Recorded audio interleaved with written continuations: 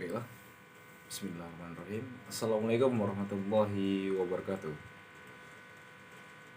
Perkenalkan, nama saya Zamzamil Khairi, NIM 190866067, Fakultas Ilmu Keolahragaan, Universitas Negeri Padang, Prodi Pendidikan Olahraga. Baiklah, pada kali ini saya ingin melengkapi tugas saya kembali, mata kuliah pengantar kewirausahaan dari dosen Dr. Hanif Al-Qadri. Dan tugas ini sudah diberikan beberapa minggu sebelumnya. Oke, baiklah, materi yang ingin saya sampaikan pada kali ini ialah mengenai tentang social entrepreneur atau yang biasa disebut dengan kewirausahaan sosial. Oke, pada dasarnya sebelumnya kita sudah membahas tentang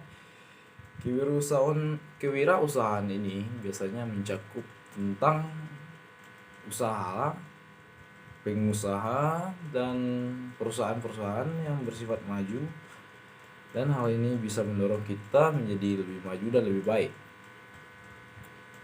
Dan pada kali ini kita membahas tentang kewirausahaan sosial, adanya sifat sosial yang ada di dalam jiwa kewirausahaan. Sebelumnya kita sudah membahas tentang kewirausahaan. Jadi maksud dengan kewirausahaan ialah suatu bentuk usaha yang mana kita menciptakan lapangan pekerjaan atau menciptakan usaha baru yang bisa menjadikan kita mungkin menjadi seorang pengusaha dan menjadi seorang pemimpin atau biasa disebut dengan bos dalam perusahaan. Jika usaha kita berhasil dengan baik, maka kita bisa disimpulkan sebagai pemimpin dalam perusahaan. Yang namanya perusahaan maupun wirausaha tentu ada namanya yang berhasil dan ada juga namanya yang gagal. Tidak semua usaha kita rentih, kita bangun, tidak semuanya juga akan berhasil. Karena di dalam berwirausaha tentu akan banyaknya kita temui yang namanya risiko, adanya risiko usaha, dan berbagai macam kendala-kendala lainnya.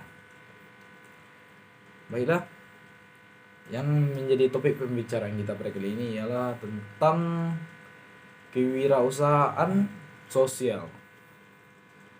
Sebagaimana yang telah dijelaskan sebelumnya, kewirausahaan ini juga mencakup hal yang mana biasa terjadi di dalam kehidupan kita masing-masing, yaitu seperti halnya berinteraksi. Jika kita berusaha atau berwirausaha dan tidak memiliki interaksi antara satu dengan yang lainnya, maka usaha tersebut bisa mempengaruhi atau bisa memperburuk usaha atau mengurangi daya tarik usaha tersebut. Dan sebaiknya kita dalam berwirausaha harus memiliki interaksi yang baik dengan masyarakat dan membangun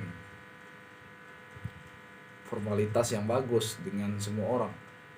Jika penilaian orang terhadap perusahaan maupun karakter pribadi yang kita miliki yang orang nilai secara baik, maka akan berdampak baik juga bagi perusahaan maupun terhadap diri kita.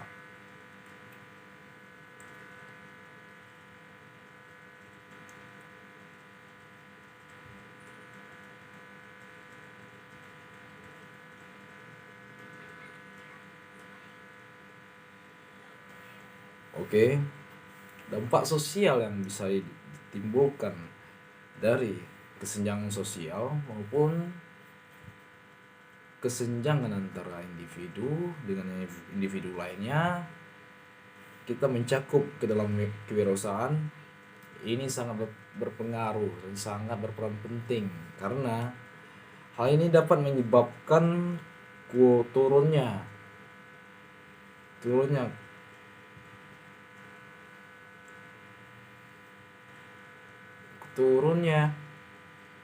presentasi dari usaha maupun perusahaan jika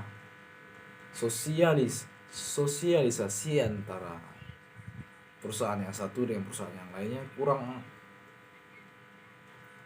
berinteraksi. Karena adanya interaksi satu dengan yang lainnya, maka akan menciptakan suatu hal yang baru maupun ide-ide baru yang bisa menciptakan daya kemajuan atau menambah pola pikir yang bisa menghasilkan sesuatu hal yang baru. Oke, intinya kewirausahaan ini atau kewirausahaan yang saya bahas pada kali ini ialah bersifat sosial, yang mana artinya kita harus memiliki interaksi dengan yang lainnya.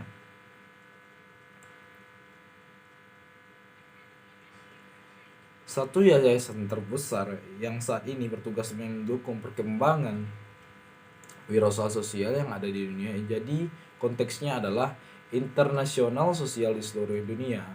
De Bretton atau Great Chain ini didirikan Asoka pada tahun 1980. Jadi pergerakannya antara 702-80 punya apartemen waktu sekitar 80 tahun yang lalu. Karena